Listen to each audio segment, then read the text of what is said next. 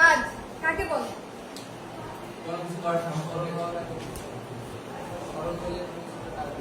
কোনো কিছু স্মরণ হইলেই কাজ বলে। 9 10 কি করে আসছো এটার সাথে? বল প্রয়োগের ফলে কোনো বস্তু স্মরণ হলে তবে তাকে কাজ। বল প্রয়োগের ফলে কোনো বস্তু স্মরণ হইলে তাকে কাজ বলে। এটা ছিল কোথায়? 9 10। তাহলে এটা যদি আমরা ডেফিনেশনটাকে সূত্র আকারে লিখতে চাই তাহলে কি হবে? W equal F S। এখানে F টা হচ্ছে এবং S টা হচ্ছে স্মরণ। তার মানে এটাই কোর্স হচ্ছে 9 10, কিন্তু ইটারে উঠে এই সময়টা আরেকটু সাথে জোড়া লাগানো আছে, সেটা কি জানো? FS cos θ। FS cos θ। এটা কেন? আমি ডেফিনেশনের কথা বলছি, কারণ আনুভূমিক বরাবর যদি আমাদের ডেফিনেশনটা এভাবে আসে যে আমরা বল প্রয়োগ করি কোন একটা উদ্দেশ্য নিয়ে, যে একটা বস্তুকে আমরা একটা নির্দিষ্ট দিকে ধাক্কা দিব বা নির্দিষ্ট দিকে বস্তুটা যাবে এই হিসাব করে, বা আমাদের কোনো কিছু উদ্দেশ্য থাকে, আমরা বল প্রয়োগ করব এবং বল প্রয়োগের ফলে ওই বস্তুর স্মরণ ঘটবে। এবং এই যে বল এবং বল প্রয়োগের ফলে স্মরণের যে উপাংশটা, এটার গুণফলই হচ্ছে কাজ। বুঝছো? তখন কি আছে? এখন কি আছে?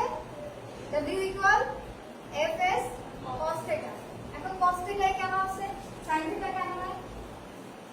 sin θ এই বলতে এখানে হচ্ছে আপনার আনুভূমিক বরাবর বল প্রয়োগ করা হয়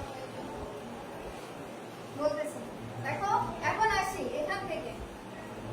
কাজ দুই প্রকার, একটা হচ্ছে ধ্রুব বল দ্বারা কাজ, আর একটা হচ্ছে পরিবর্তনশীল বল দ্বারা কাজ। কথা বললো না। পরিবর্তনশীল বল দ্বারা কাজ। ধ্রুব বল দ্বারা কাজ বলতে আমরা কি বুঝি? নরমালি আমরা যেটা পড়ি বা বুঝি, এতদিন পড়ে আসছো 9 10 এ, ওটা কি ছিল? ধ্রুব বল মানে বল সেম থাকবে, স্মরণ ঘটবে। ধরো যে আমি 5 নিউটন বল প্রয়োগ করে মার্কারটাকে এখান থেকে এখানে নিয়ে যাচ্ছি, এটা স্মরণ ঘটলো এতটুকু, কিন্তু এই 5 নিউটন বলই আছে, আমি চাইলে আরেকটু ফোর্স করতে পারি, মানে ফোর্স না, স্মরণ করাইতে পারি, তার মানে বলের মান সেম থাকবে। ধ্রুব বলে কি হবে? বলের মান